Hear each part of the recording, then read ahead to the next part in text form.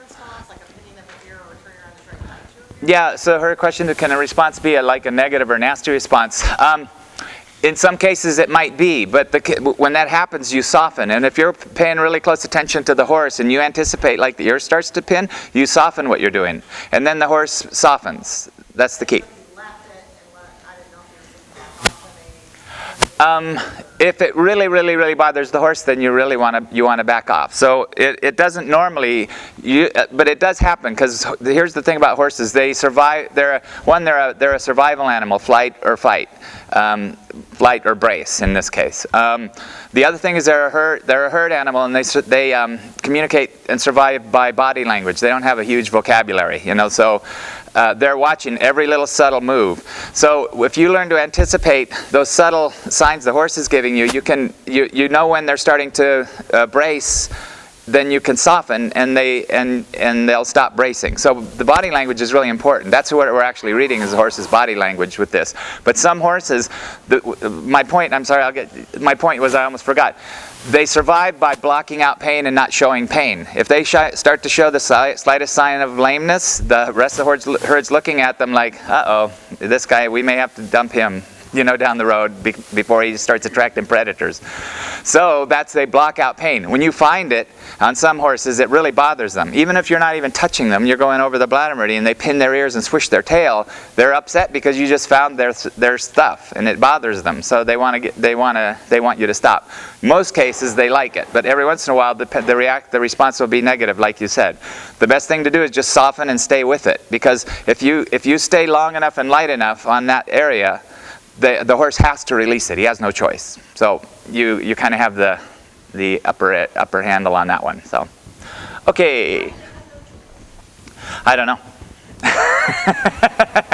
No, they have no choice, because when you find an area on the horse that he's bracing against, if you soften, he stops bracing and his body starts to send circulation to that area, for example, and it starts to release tension. The horse will start to heal himself. Once he gets out of that survival mode, which is the sympathetic, parasympathetic nervous system. When you're working with the parasympathetic, the horse will release. If you're the sympathetic, he's bracing. That's his life. That's his flight or run or stay.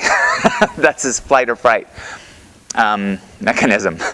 That thing, the go, stay, run, brace. So if you're bypassing that, you're taking it away from the horse's control. His body's going to start to release it, because that's the way his nervous system works. So. Yeah. One lady on a course, the horse had a lot going on, and she had the horse and human dynamics changes with every person in horse too. She had to do the whole horse from this far away, and the horse she was here, the horse's tail would swish and he'd pin his ears, but she backed off to here and the horse was okay, and the horse started yawning and releasing tension from. What you're doing is bringing your horse's awareness to that area that he's holding tension in a way that he can't brace against it. If you're pushing on it, he can brace against it.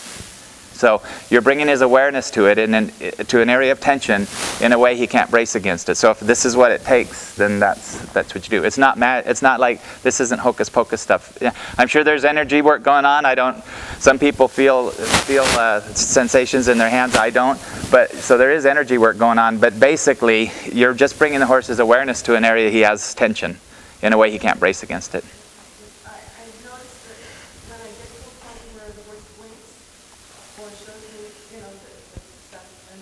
Mm-hmm. I can feel a pulsation. Yeah. Yeah, that's valid. You have a better. I'm just saying I don't feel things that other people feel. So if you feel something, don't doubt it. Okay, especially if the horse is confirming it with his responses. Okay.